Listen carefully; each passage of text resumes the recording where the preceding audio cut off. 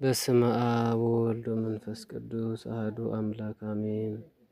የካቲት 17 ቀን የሚከበሩ ዓመታዊ የቅዱሳን በዓላት። ቅዱስ ሙሴ ሊቀ ነቢያት።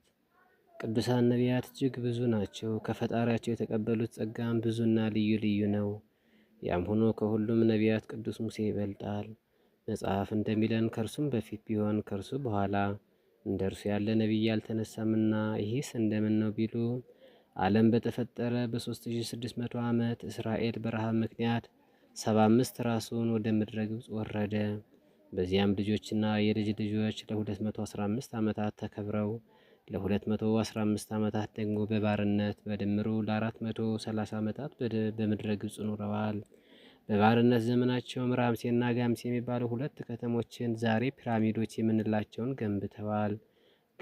ግዝፈታቸው እየበዛ እስራኤላውያን ግፋቸው እየበዛ ሲሄድ ግን ጩኸታቸው ቅድመ እግዚአብሔር ደረሰ።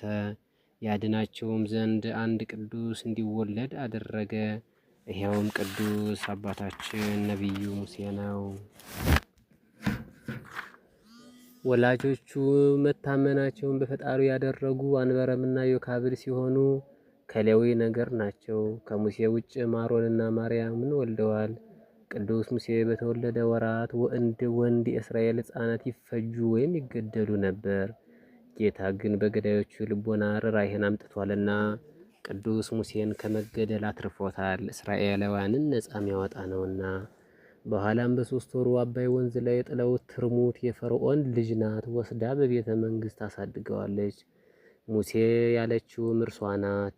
ትርጉሙም እጓለማይ የማይዘረከበው ከውሃ ውስጥ የተገኘ ለማለት ነው። ወላጆች ያወጡለት ስም ግን ምልክዓም ይባላል። ገና ሲወለድ ፊቱ እንደ መልአክ ያበራ ነበርና። ቅዱስ ሙሴ 5 ዓመት በሆነው ጊዜ ፈርዖንን በጥፊ በመማታቱ ለፍርድ ቀርቦ እሳትን በመብላቱ አንደበቱ ኮልታፋ ሆኖ ቀርቷል። እናቱ ዮካብድ ሞግዚት ሆና ስላሳደገችው 40 ዓመት በሆነው ጊዜ የፈርዖንን ቤት ምቾትና የንጉሥ ልጅ መባልን ናቀ። ቅዱስ ጳውሎስ እንደሚለው በአሕዛብ ቤት ካለ ምቾት ከእግዚአብሔር ሕዝብ ጋር መከራን ሊቀበል ወዷልና። አንድ ቀንም ለዕብራዊው ወግኖ ተበቅሎ ግብፃዊውን ገድሎት ወደ መድያም ሸሸ።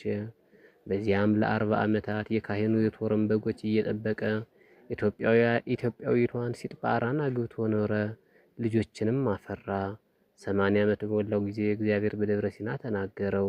ሕዝቡንም ከባርነት ቀንበር እንዲታደግ ላከው። ቅዱስ ሙሴም ከወንድሙ አሮንና ከአውሴ ወይም ኢያሱ ጋር ግብፃውያንን በ9 መቅሰፍት በ10ኛ ሞተ በኩር እስራኤልን ነፃ ወጣ። ሊቀ ነቢያት የሰራቸው ስራዎች ተዘርዝረው የሚያልቁ አይደሉም። እርሱ አባታችን ቅዱስ ሙሴ ባሕረ ኤርትራን ከፍሎ ሕዝቡን በደረቅ አሻግሯል።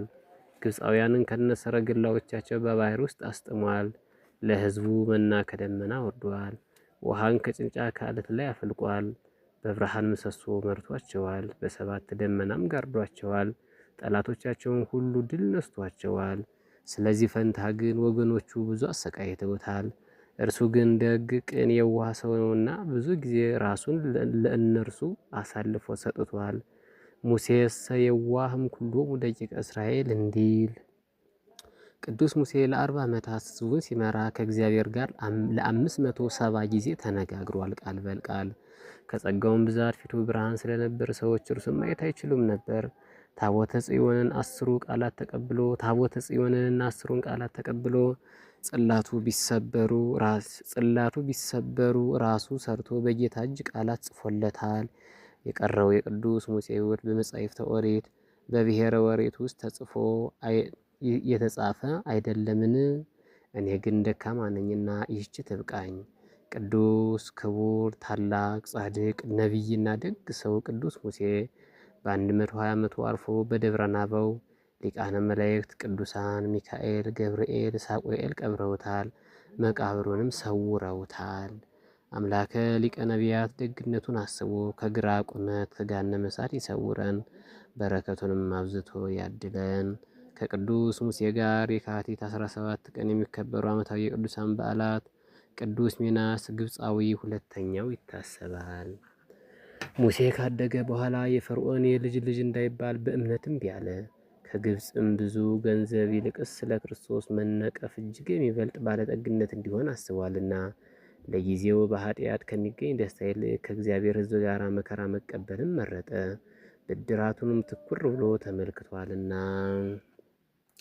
ሰላም ለከ ብእሴ ተአምር ፉድፉድ ርዕሰ ነቢያት አበው ወልድ አንበረ ሞዮካብድ የዋህ ልቦና ሙሴ ገሳጼ ዝናብ ወበረድ ሚካኤል ወገብርኤል እሳታውያን ነገድ ወእለ ሳቁ ያለቀበሩከ በደብረ ናበው አጸድ ሙሴ ነቢይ ብእሴ እግዚአብሔር ዘተሰምየ እምነ ኩሎሙ ነቢያት እስመ ፈልፈደ ወአብየ ወአዲ ተወደሰ በስብሐተ ገጹ ውኩየ ዘአይበይኮ ለገብርከ ክርስቶስ አምላኬ በእንተ ሚናስ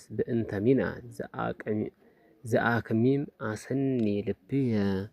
በዕለቱ ከተነሱት ቅዱሳን ረድኤት በረከት ይክፈለን። ወስብሐት ለእግዚአብሔር ወለወላዲቱ ድንግል ወለመስቀሉ ክቡር አሜን።